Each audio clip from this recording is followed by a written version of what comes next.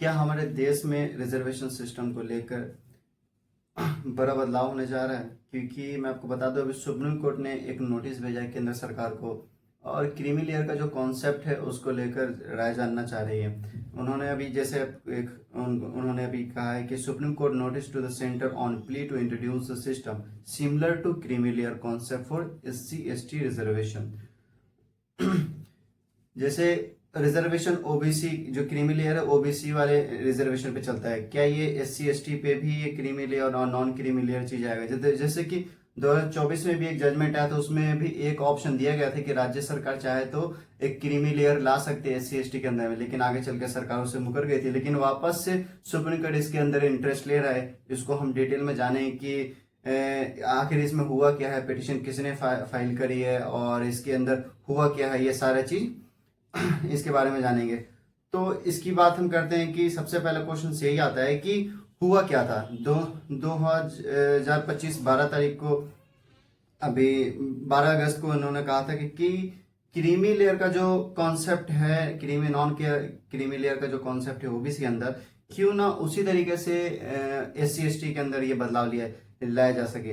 वो इसलिए क्योंकि बहुत सारे ऐसे हैं जो डिजर्विंग है, जो डिजर्व करते हैं SC ST कैंडिडेट, वो कहीं ना कहीं किसी कारण बस वो पिछड़ जाते, उस चीज को अचीव नहीं कर पाते, उनको रिजर्वेशन नहीं मिल पाता। इसी को देखकर सुप्रीम कोर्ट ने अभी एक नोटिस जारी करा केंद्र सरकार को, सेंटर में अभी उन्होंने अभी सेंड करा है और उनसे ये बारे में वो बस राय जानने की कोशिश कर रही है सुप्रीम कोर्ट इस बारे में। अभी जो ये नोटिस भेजे, इसका मतलब ये है, इसका मतलब ये नहीं कि मतलब चेंज ही कर देना है, ऐसा मन बना ली, नहीं। उनका मतलब बस ये जानना चाहते हैं कि सरकार को मतलब क्या मन है, मतलब क्या सरकार क्या चाहती है, क्योंकि एट द एंड जो जवाब दे है वो सरकार देगी, सुप्रीम कोर्ट तो देनी है नहीं। जो देश चला रही है वो सरकार चला रही है।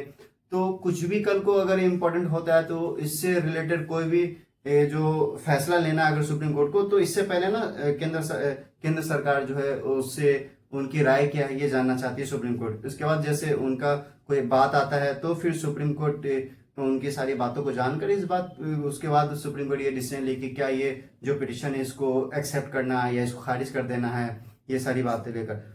तो पहले जैसे इसमें कॉन्सेप्ट क्या है, जैसे क्रीमी लेयर का कॉन्सेप्ट क्या है, तो क्रीमी लेयर का सबसे पहले कॉन्सेप्ट आया था इंदिरा साहनी केस 1992 के अंदर। इसमें सुप्रीम कोर्ट का ये कहना है कि ओबीसी रिजर्वेशन के अंदर कि मतलब कि अगर ओबीसी रिजर्वेशन के अंदर इसमें कहा गया है कि अगर जिनके बेनिफिट मिल चुका है, जैसे कि जो बहुत ही अच्छे लेवल पे उनकी इनकम हो चुकी है, उनको ये रिजर्वेशन का फायदा नहीं मिलेगा। वो क्रीमी लेयर में उनको लेते हैं। वो कहते हैं जैसे कि उनका एक लिमिट सेट की गई, जैसे कि 8 लाख अगर आपकी एनुअल इनकम है तो आप क्रीमी 8 लाख के अभव अगर आप आ रहे हैं तो आपकी इसके क्रीमी लेयर में अगर आप आते हैं, अगर उससे कम है तो आप नॉन क्रीमी लेयर में, then you will get reservations of OBC.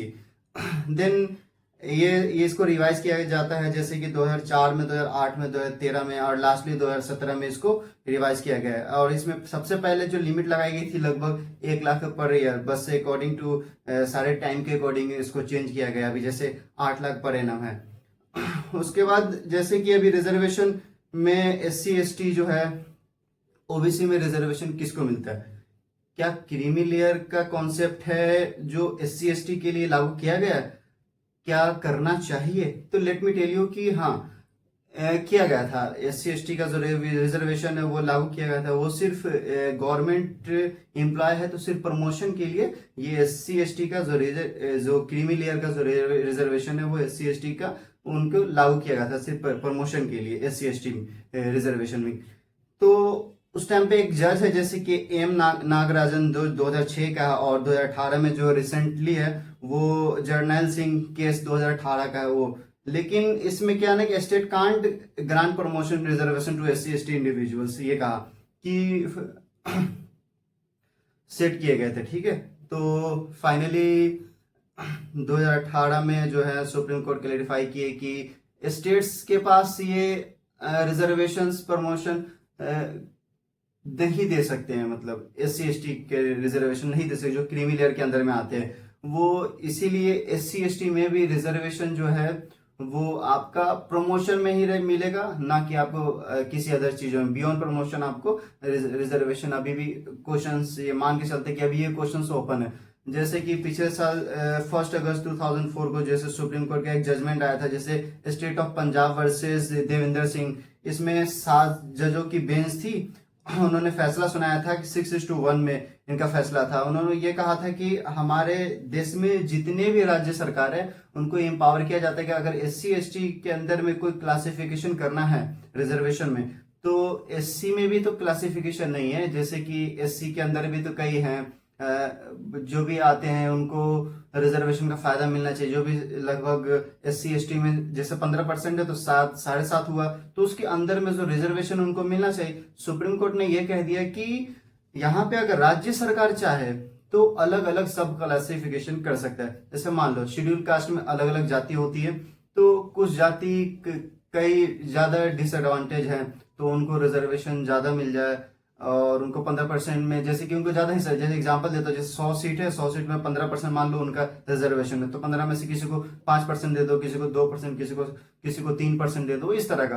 तो डिपेंड, मतलब जिसको जितनी जरूरत हो रिजर्वेशन की जिस हिसाब से, तो उस हिसाब से उन्होंने, ये मेजोरिटी था 6:1 का मेजोरिटी था, उसके अकॉर्डिंग से मतलब उन्होंने देखा। तो सुप्रीम कोर्ट का एक बहुत अच्छा उन्होंने कहा कि it is very emphasise that identify and excluding the affluent that is creamy layer to the within these communities.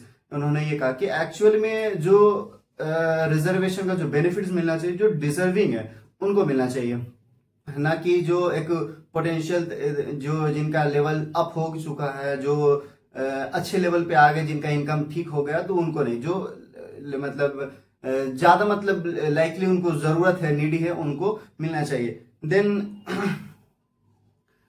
2000 इनको फिर ये चेंज किया, जैसे कि मैं बता रहा हूँ कि पार्लियामेंट के पास 2024 में अगस्त 2024 में ये प्राइम मिनिस्टर और मोदी जी, उन्होंने एक डिक्लेयर किया, जो कैबिनेट डिक्लेयर किया, और उन्होंने ये बताया कि no provision for creamy layer within SC ST reservation. ये 2024 में उन्होंने कहा कि इसके बाहर नहीं जाए।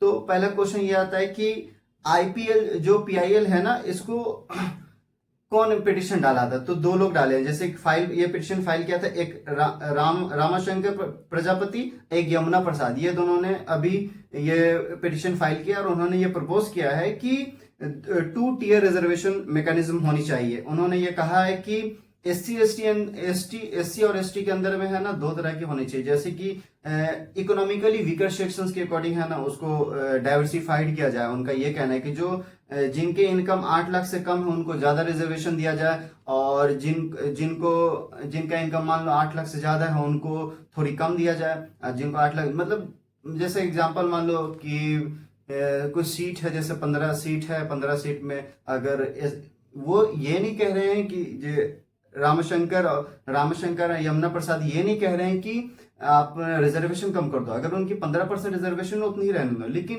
जो इसके अंदर में जो सब क्लासिफिकेशन करने की कह रही कि जो ज्यादा नीडी पीपल हैं, जो इकोनॉमिकली बहुत वीकर सेक्शंस है, उनको ज्यादा दिया जाए। इनका कहने का मतलब अगर 15 सीट है तो मान लो 10 सीट्स उनको दे दें जो बहुत ज्यादा इकोनॉमिकली वीकर सेक्शन है, और मान लो 5 सीट जो बचे वो क्रीमी लेयर में जो आएंगे, मान लो जिनके इनकम लेवल 8 लाख से ज्यादा है, उनको दिया जाए। इस तरह का उनका ये कहना है। देन लेकिन इसके बाद फिर ये भी आया है कि इसके सपोर्ट में कौन है और इसके अपोजिशन में कौन है।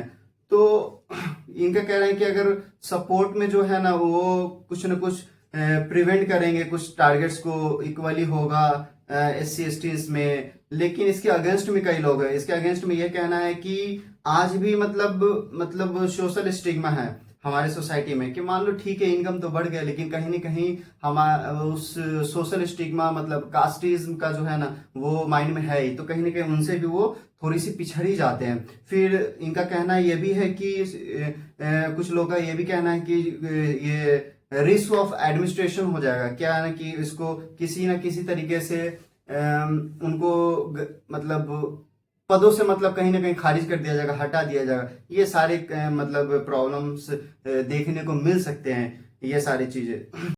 तो फिर दोस्तों, अगर आप यूपीएससी या स्टेट पीसीएस की अगर तैयारी कर रहे हैं तो उसके लिए आप कुछ आर्टिकल्स हैं और इससे रिलेटेड कुछ क्वेश्चन केस है जो आपको जानने चाहिए, उसको आपको ख्याल रखना चाहिए, ध्यान देना। जैसे कि आर्टिकल 15 सब क्लोज 4, आर्टिकल 15 सब क्लोज 5, देन आर्टिकल 16 सब क्लोज 4 और देन 16 सब क्लोज 4A।